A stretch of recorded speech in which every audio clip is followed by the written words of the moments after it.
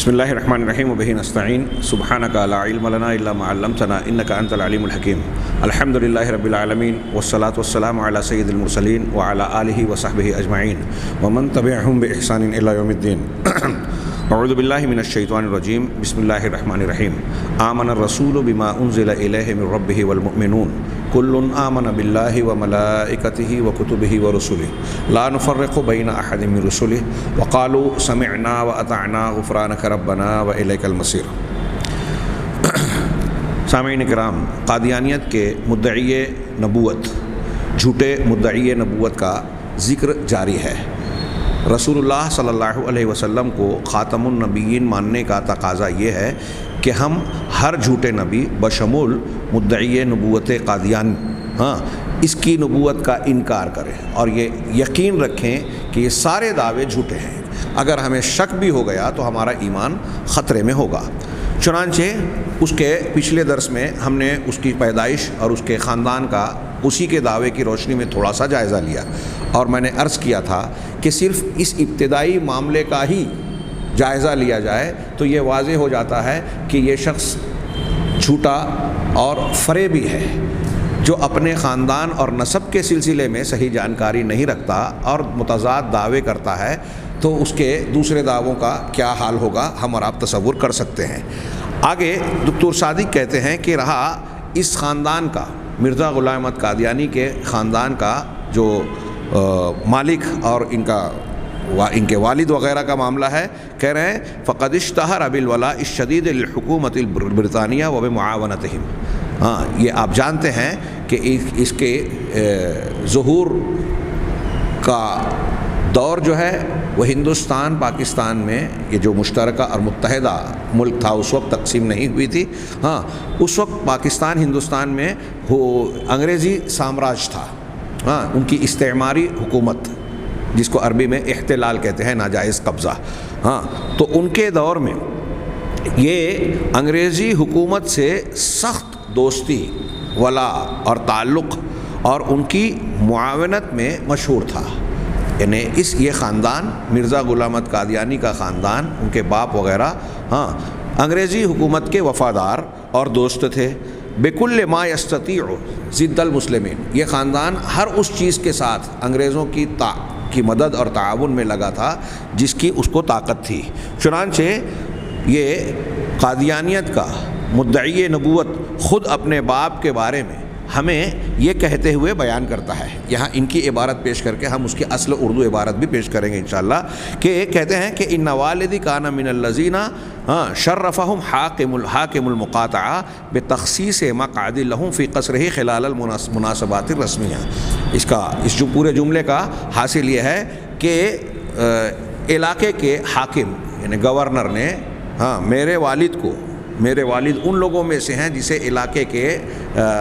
Governor, collector جو بھی ہو، اس نے یہ شرف اور مقام عطا کیا تھا کہ سرکاری مجلسوں اور اس کی سرکاری محفلیں جو مخصوص مقامات پر موقعوں پر منعقد ہوتی، اس میں اس کے محل میں ایک خاص مقام عطا کیا جائے۔ وکانا والدی من الموالین المخلصین للحکومت الانگلیزیہ، کہہ رہے ہیں کہ میرے والد جو ہیں وہ حکومت انگریزی کے مخلص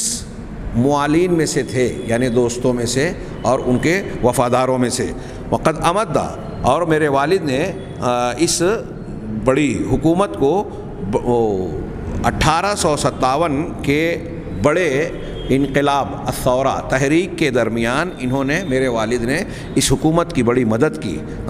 50 گھوڑوں کے ذریعے جسے انہوں نے اپنے خالص مال سے خریدا تھا، اور 50 گھوڑ سواروں کے ذریعے، یعنی گھوڑے اور ان کے سوار انہوں نے اپنے خرچ پر فراہم کیے انگریزوں کے تعاون اور مدد کے لیے۔ وکان ھذا العون اکثر من طاقتہ، مرزا کہتا ہے کہ یہ جو مدد میرے والد صاحب نے انگریزی حکومت کی یہ خود ان کی اپنی طاقت سے بڑھ کر تھی، لیکن زوال اور انحطاط کے بعد، کہہ رہے ہیں میرے خاندان کے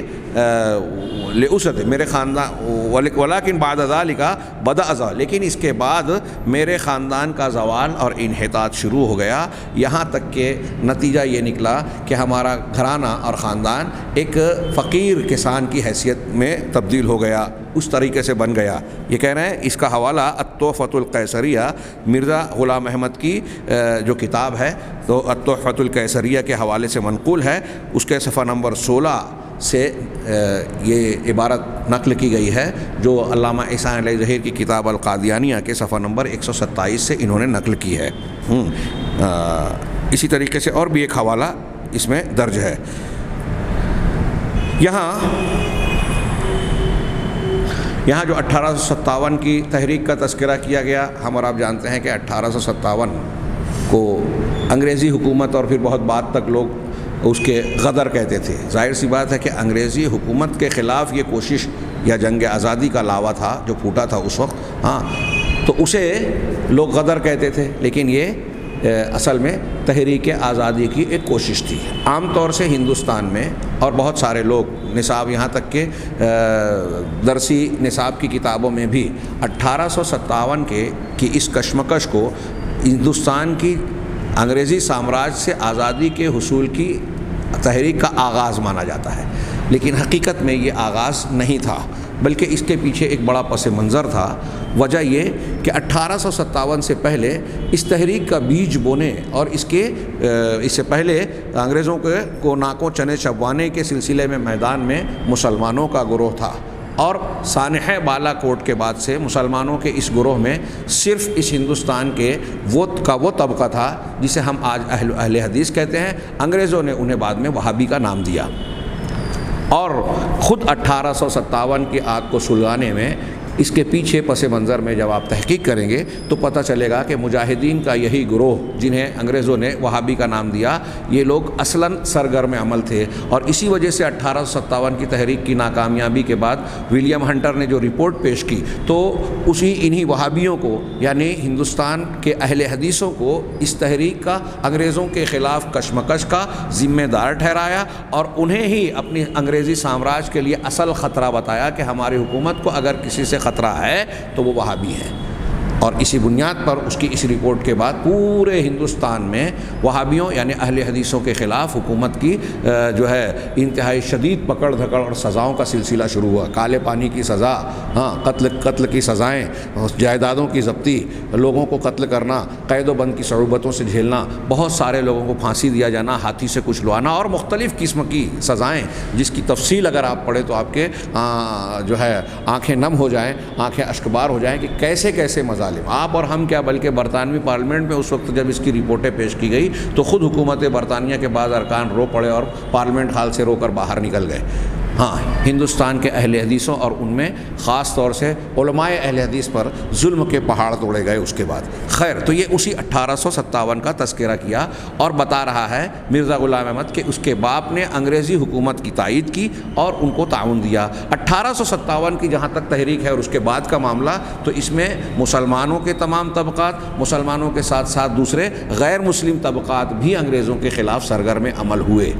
اور اس میں الگ الگ عناصر، رجواڑے، بعض علاقائی قوتیں اپنے اپنے مقاصد کے تحت جڑی ہوئی تھیں، بالکل بے لوث اور خالص طور پر دینی اور ملکی اعتبار سے اگر کوئی طبقہ انگریزوں سے برسر پیکار تھا تو وہ مسلمانوں کا وہ دینی طبقہ جنہیں انہوں نے وہابی کا نام دیا۔ آگے ہم بڑھتے ہیں کہ کہہ رہے ہیں فی وسط هذه الاسرة العمیلہ، برطانیہ کا یہ جو ایجنٹ اور دلالی کرنے والا یہ خاندان تھا، مرزا غلام احمد قادیانی اس خاندان کے بیچ پلا بڑھا، انگریزوں کا عمیل بن کر، ان کا ایجنٹ، دلال، اور ان کا اعلی کار بن کر، حیث یصرح بهذه العمالہ قائلا، یہاں اس طریقے سے کہ وہ اپنی اس عمالہ، اپنے اعلی کار بننے اور انگریزی حکومت کا ایجنٹ ہونے کا خود اعتراف اور اس کی صراحت کرتے ہوئے کہتا ہے وَلَقَدْ قَضَيْتُ مُعْظَمَ عُمْرِي فِي تَأْيِيدِ الْحُكُومَةِ الْإِنْگِلِيزِيَّةِ۔ یہ جو عربی عبارت یہاں پیش کر رہے ہیں اس کی اردو عبارت بھی ہم ابھی پڑھیں گے کہ میں نے اپنی عمر کا بیشتر حصہ انگریزی حکومت کی تائید اور اس کی مدد میں، اس کی نصرت میں گزاری، اور جہاد سے منع کرنے میں میں نے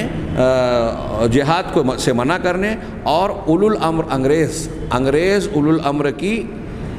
اطاعت و فرما برداری کرنے کے سلسلے میں میں نے بڑی کتابیں لکھی۔ مرزا غلام احمد قادیانی کی کتاب تریاق القلوب صفحہ 115، قادیانیہ اور انگریزی استعمار، عبداللہ سلوم السامرائی، ان کی کتاب سے انہوں نے نقل کیا صفحہ نمبر 26 سے۔ اور یہ ایک دوسرے مقام پر کہتا ہے مرزا خود، وَلَقَدْ أَلَّفْتُ مِنَ الْكُتُبِ وَالْإِعْلَانَاتِ وَالنَّشَرَاتِ، کہ میں نے کتابیں، اعلانات، نشرات یعنی اشتہارات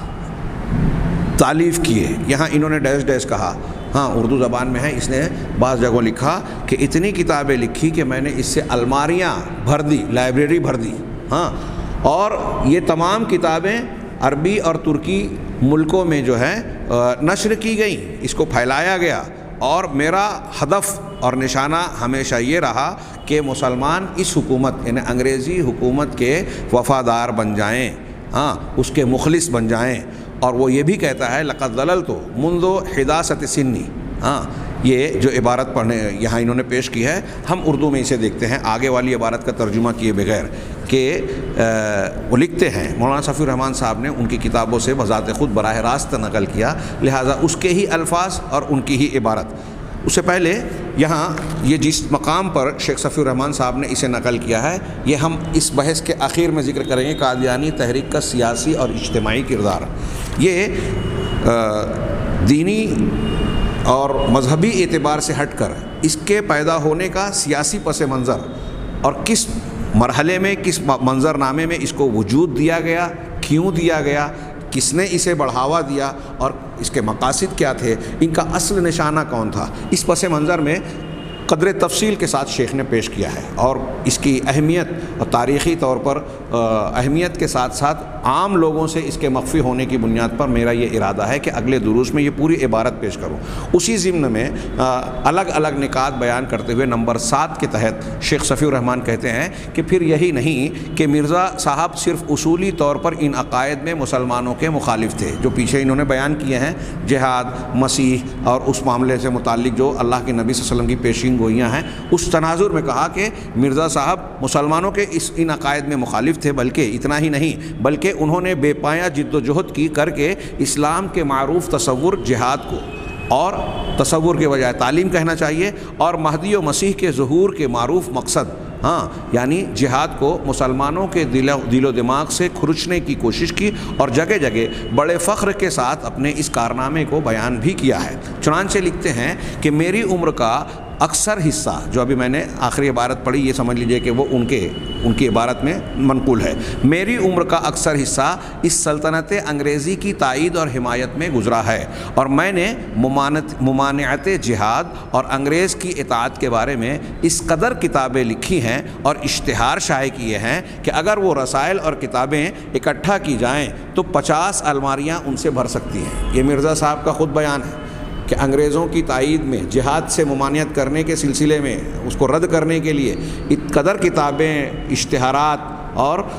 جو ہے رسائل لکھے ہیں کہ اگر سب کو اکٹھا کیا جائے تو 50 الماریاں بھر جائیں۔ میں نے ایسی کتابوں کو تمام ممالک عرب اور مصر اور شام اور کابل اور روم تک پہنچا دیا ہے۔ اس کا مطلب یہ کہ انگریزی حکومت کی مدد انہوں نے بین الاقوامی سطح پر کی۔ اس وقت کے جو سیاسی تناظر تھے پورے عالم میں، ہاں، خاص طور سے عالم اسلام میں، اس تناظر میں دیکھیے کہ مرزا صاحب کی ان تحریروں کو انگریز بھی یہ چاہتے تھے کہ ان علاقوں میں پہنچایا جائے۔ ترکی کی جو ہے خلافت، اس کا خاتمہ کرنے کے لیے ان ممالک میں بھی جذبہ جہاد کو ختم کرنے اور انگریزی حکومت کا وفادار بنانے کی ضرورت تھی، اور اس خدمت کو انجام دینے کے لیے اس میں ایک اعلی کار یہ تھا، اور یہ خود کہہ رہا ہے، اعتراف کر رہا ہے مرزا غلام کہ میں نے اپنی کتابیں جو لکھی 50 الماریوں سے بھر کر یا اس سے زیادہ، یہ نہ صرف ہندوستان بلکہ بلاد عربیہ، ترکی، کابل، شام وغیرہ میں بھی اس کو پہنچایا گیا۔ میری ہمیشہ کوشش رہی ہے کہ مسلمان اس گورنمنٹ کے سچے خیر خواہ ہو جائیں، جو ابھی میں نے مخلص والا لفظ کہا، ہاں، اس کا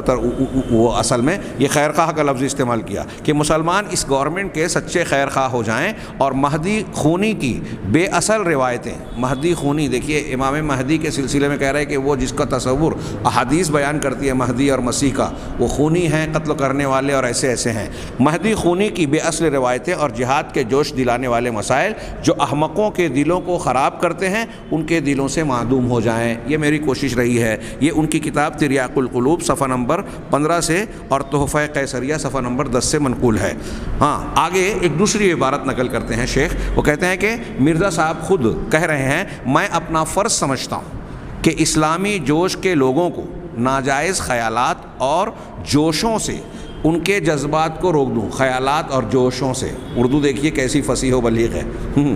ہاں، یہ مسلمان لوگ ایک خونی مسیح کے منتظر تھے اور نیز ایک خونی مہدی کا بھی انتظار کرتے تھے. یہ عقیدے اس قدر خطرناک ہیں کہ ایک مفتری کاذب مہدی موعود کا دعویٰ کر کے ایک دنیا کو خون میں غرق کر سکتا ہے. یعنی مرزا صاحب کہہ رہے ہیں کہ ایک آدمی افتراء پردازی کرتے ہوئے گڑھتے ہوئے دعویٰ کر لے کہ میں مہدی ہوں، اور پھر لوگوں کو اپنی مہدیت کے دعوے سے لوگوں کو قتل و غارت گری کے معاملے میں جھونک سکتا ہے، اور یہ اس کا دعویٰ کر کے لوگوں کو اس سے روکنا چاہتے ہیں. ہاں، بس خدا نے چاہا کہ یہ غلط خیالات دور ہوں،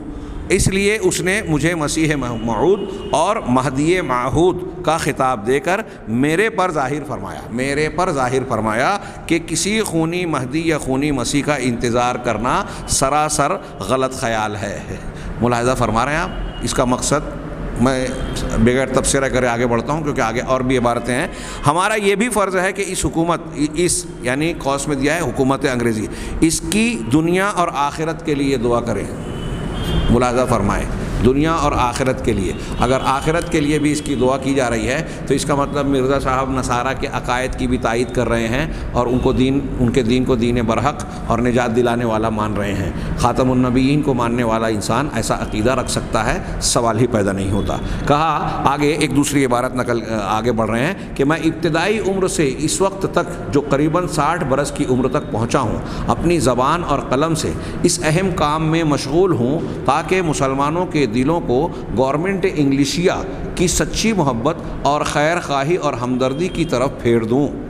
اور ان کے بعض کم فہموں کے دلوں سے غلط خیال جہاد وغیرہ کے دور کر دوں جو ان کو دلی صفائی اور مخلصانہ تعلقات سے روکتے ہیں. مطلب جذبہ جہاد مخلصانہ تعلق کی رکاوٹ میں آڑ ہے، دل کی صفائی سے رکاوٹ ہے. نعوذ باللہ من ذالک. ہاں، اب پرانے جن لوگوں نے یہ کام کیا صحابہ سے لے کے پوری اسلامی تاریخ میں، ان کے بارے میں مرزا صاحب کا کیا کہنا ہے. یہ تحریر 1893 کے اخیر کی ہے. شیخ نے حاشیے میں بیان کیا. ہاں، ضمیمہ شہادت القرآن صفحہ نمبر 10. ہاں، شہادت القرآن ابھی مرزا ابراہیم میر سیالکوٹی رحمہ اللہ کی کتاب کا تذکرہ انشاءاللہ آئے گا. میں ایک ایسے خاندان سے ہوں. آگے یہ مرزا کی تحریر جو ہم تھوڑی سی پڑھ چکے ہیں اس کو قدر تفصیل سے شیخ صفی الرحمن صاحب مبارک پوری رحمہ اللہ نے نقل کیا. بغور ملاحظہ فرمائیں کہ میں ایک ایسے خاندان سے ہوں جو اس گورنمنٹ قوس میں انگریزی اس گورنمنٹ کا پکا خیر خواہ ہے. میرا والد، اب دیکھیے اس میں یہی منقول ہے. مجھے لگتا ہے کہ شیخ صفی الرحمن صاحب نے بھی اس میں تصرف نہیں کیا ہوگا، جس طرح مرزا نے لکھا اسی طرح نقل کیا ہوگا یقینی طور سے. ہاں، میرا والد غلام مرتضیٰ گورنمنٹ کی نظر میں ایک وفادار اور خیرخواہ آدمی تھا. میرا والد تھا، ہاں، گورنمنٹ کی نظر میں ایک وفادار اور خیرخواہ آدمی تھا. ڈیش ڈیش یعنی 1857 میں آگے کہتا ہے 1857 میں انہوں نے اپنی طاقت سے بڑھ کر، فوق طاقت ہی جو کہا جو ابھی ہم نے عبارت پڑھی تھی، اپنی طاقت سے بڑھ کر سرکار انگریزی کو مدد دی تھی. یعنی 50 سوار اور گھوڑے بہم پہنچا کر عین زمانہ غدر کے وقت سرکار انگریزی کی امداد میں دیے تھے. ہاں، اپنی طاقت سے بڑھ کر 50 سوار اور گھوڑے عین گورنمنٹ سرکار انگریزی کی غدر کے وقت، یہی 1857. پھر میرے والد صاحب کی وفات کے بعد، ڈیش ڈیش کر کے کچھ عبارت کے بعد کہہ رہے ہیں، پھر میرے والد صاحب کی وفات کے بعد میرا بڑا بھائی مرزا غلام قادر خدمات سرکاری میں مصروف رہا. پہلے والد صاحب خادم حکومت تھے، اب اس کے بعد میرا بڑا بھائی مرزا غلام قادر ہاں خدمات سرکاری میں مصروف رہا. اور جب تمو کی گزر پر کوئی لفظ کوئی حرف چھوٹا ہے، مفسدوں کا سرکار انگریزی کی فوج سے مقابلہ ہوا تو وہ سرکار انگریزی کی طرف سے لڑائی میں شریک تھا. ہاں، اب یہ کون تمو ہے یا کوئی جگہ ہے میں نے توجہ نہیں دی. ہاں، یہ ایسے مقام پر انگریزی سرکار کا مفسدوں، جو انگریزوں کے خلاف مجاہدین آزادی اور مجاہدین تھے، ان کو یہ مفسدین کہہ رہے ہیں. ہاں، انگریزوں سے جب ان کا جھگڑا ہوا تو اس جھگڑے میں میرا بڑا بھائی انگریزوں کے ساتھ گویا شریک تھا، انگریزوں کی طرف سے لڑائی میں شریک تھا. پھر میں اپنے والد اور بھائی کی وفات کے بعد ایک گوشہ نشین آدمی تھا. ہاں، وہ بھی مر گیا تو اب میں تو گوشہ نشین آدمی تھا، تاہم 17 برس سے سرکار انگریزی کی امداد اور تائید میں اپنی قلم سے کام لیتا ہوں۔ ہاں، یہ تحریر جنوری 1998 کی مطبوعہ تالیف کتاب البریہ کی ہے۔ مولانا صفی الرحمن صاحب نے یہاں نمبر لگا کے 17 برس کے ضمن میں، 17 برس جب وہ کہہ رہا ہے تو 1998 کی تحریر ہے کتاب البریہ کی۔ تو کہا تاہم 17 برس سے سرکار انگریزی کی امداد و تائید میں اپنی قلم سے کام لیتا ہوں۔ اس 17 برس کی مدت میں جس قدر میں نے کتابیں تالیف کی، ان سب میں سرکار انگریزی کی اطاعت اور ہمدردی کے لیے لوگوں کو ترغیب دی اور جہاد کی ممانعت کے بارے میں نہایت مؤثر تقریریں لکھی۔ ہاں، اور پھر میں نے قرین مصلحت سمجھ کر اسی امر ممانعت جہاد کو عام ملکوں میں پھیلانے کے لیے عربی اور فارسی میں کتابیں تالیف کی، کیونکہ اس کی ضرورت